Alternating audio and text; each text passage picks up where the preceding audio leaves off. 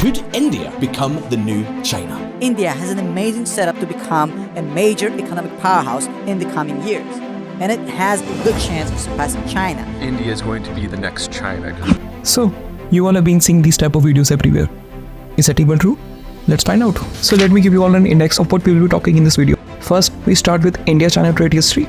Second, why India cannot beat China. And in this, we will discuss all the economics and political factors which are against India.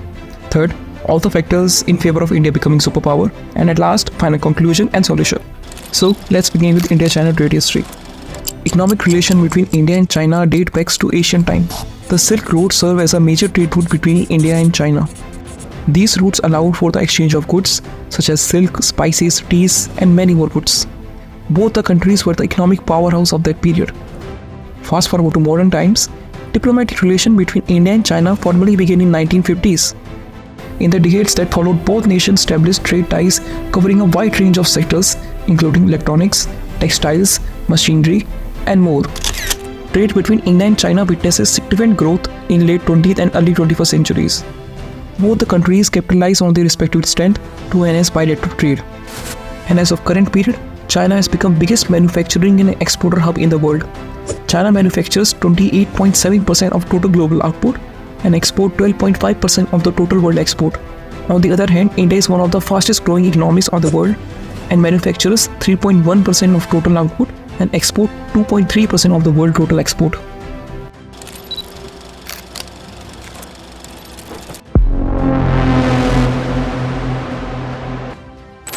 There are two major political obstacles that India has to face.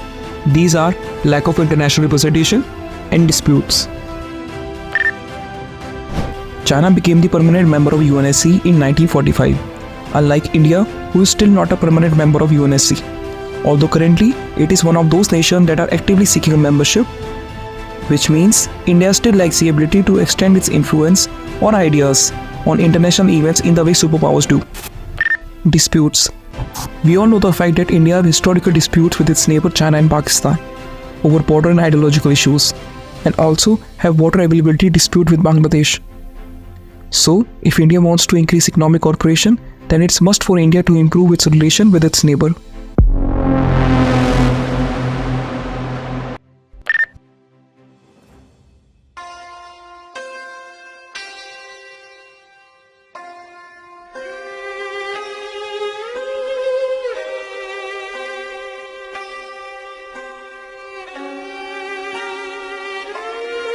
Poverty is still a major issue in India. Let me give you an example. In 1980, 90% of China's 1 billion people had an income below World Bank threshold. And as of today, that number is 0. Yet India's 10% of population of 1.4 billion people, which is 140 million people, still continues to live below World Bank extreme poverty line of just $2.15 per day. As of 2011 census, still 86.8% of Indians live on less than $5.5 a day by purchasing power parity. Lack of infrastructure. Even after the excellent work by our Roadway Minister Nitin Gadkari, India still lacks basic infrastructure such as power grid, communication infrastructure, railway lines. As you can see in this table, China's total railway line is 150,000 km and India is just 69,000 km. China's total waterway is 27,000 km while India is in just 20,000 km. And total number of passenger airport in China are 214, while in India it's less than half of Chinese airport, 82. Also, China produces over half of the world's 5G infrastructure, while India just produces 1%. And guys, always remember, infrastructure is a key tool for attracting business investment. Heavily dependent on energy. India is still heavily dependent on foreign oil, and this phenomenon will continue to go on until non-fossil or renewable energy technology becomes economically viable in this country. As of now, India is energetically expensive, since India has to import over 70% of its energy, thus making cost of comforts like personal car or even air conditioning extremely high. And not only that, India's energy production capacity, energy export and energy production is way less compared to China. China's energy production is 19.4 trillion kWh, while India's production capacity is 3.7 trillion kWh. China's energy export is 21.6 billion kWh and India's energy export is just 9.5 billion kWh. And last, India's energy production is just 1.5 trillion kilowatt hour, while China's energy production is 7.2 trillion kilowatt hour. Poor health system. India still lacks basic health system. According to a report by United Nations Development Programme, India has third highest population living with AIDS, and it is estimated that India's economic growth will decline by 0.86% annually if the problem is not addressed. And now if you see the health score of India, it is just 30, while compared to China's health score 69. And if you see the number of hospital beds per 1000 people, in India it is just 0.53, while China's number of hospital beds per 1000 people is 4.31. Fifth, technology and telecommunication. We all know that China is the only global rival of USA in artificial intelligence. China's AI model recently beat OpenAI GPT on key technical performance. China holds world's 65% of the world AI patent compared to India's 3%. 4 of the world's biggest tech companies are Chinese. None of them is Indian. China produces over half of the world's 5G infrastructure compared to India just 1%. Okay, we have seen all the factors which are against India becoming superpower. Now, let's see all those factors which are in favor of India becoming superpower. And remember guys, in this part I will not compare it with China, because these are those factors in which India have seemingly improved over the years. Growth and development in space program. If there is one sector in which India has achieved remarkable progress, that will be space sector. India's space program set out to be one of the most cost-effective in the world. India has earned worldwide recognition for launching lunar probes, building satellites, firing foreign satellites up. With the launch of Rohini RS-1, India became the third Asian nation to launch a satellite into orbit from an indigenously developed rocket. 3, 2, 1. We have ignition. In January 2007, India became the fourth nation to complete atmospheric re-entry. On 24 September 2014, India became the fourth nation to have a satellite orbiting Mars. India is the first Asian nation to achieve this, and recently, Chandrayaan 3 has made a history by becoming the first mission to soft land on the lunar south pole, a region that has never been explored before. With this, India now joins United States, Russia, and China as one of the few countries who have successfully landed on the moon. This is just a small description of India's remarkable growth in space sector. Iron and steel industry. If there is one business in which India can be considered a top global contender, that will be iron and steel industry. India surpassed Japan as the second largest steel producer in January 2019.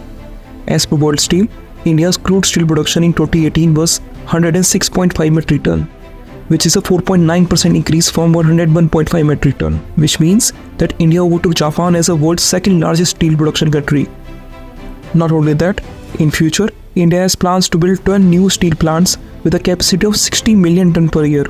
And by 2030, India's steel production can go from 25 million ton to 45 million ton, which is a growth of 80%. Tourism is the one sector which is continuously growing in India. India continues to attract tourists around the world with its history, art, music, culture, and spiritual tradition. About 3.9 million tourists traveled to India in 2005, each spending an average of more than $1,400, higher than the France, which is the most visited tourist destination in the world. Foreign visitors contribute over $15.4 billion to the Indian economy in 2005. As of 2006, according to Coordinate's travel report, India is the fourth most preferred travel destination. Even though there is a recent fall in foreign tourists in 2022 and 2021, India doesn't have to worry about this, since India has a bigger domestic population, so it's not much dependent on foreign tourists.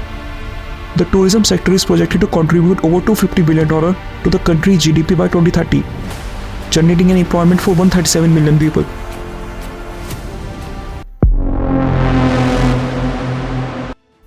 Young and large population. We all know that India has recently passed China, becoming the most populous country in the world, and average age of Indian population is 28.7 years, compared to 38.7 years of China. Also, the birth rate of India is 2.05, compared to 1.28 of China. India has a higher birth rate than most of the developed nations. Due to increase in population, there will be increase in demand for goods and services.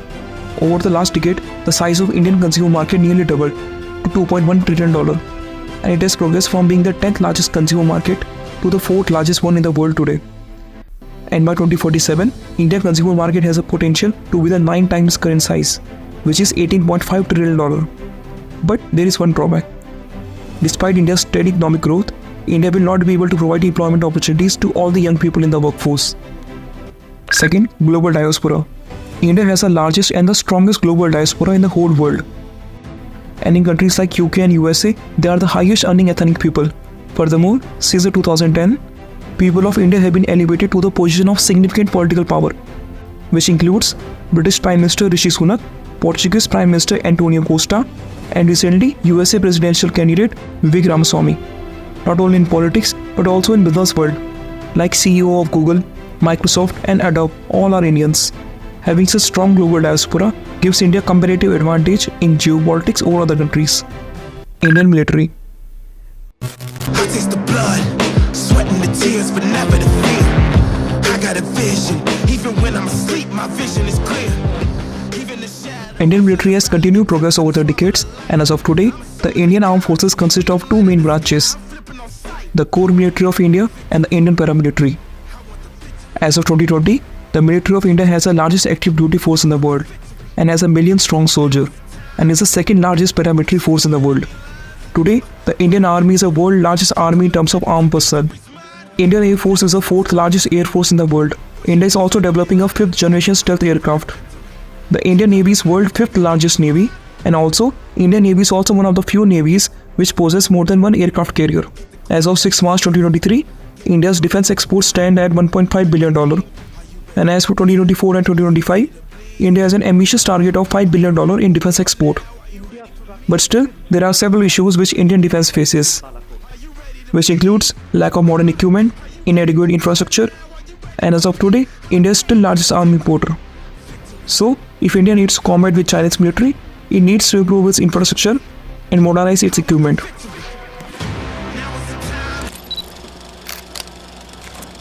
Now, if India really wants to beat China, it needs to focus on several factors, from education system to infrastructure to technological advancement.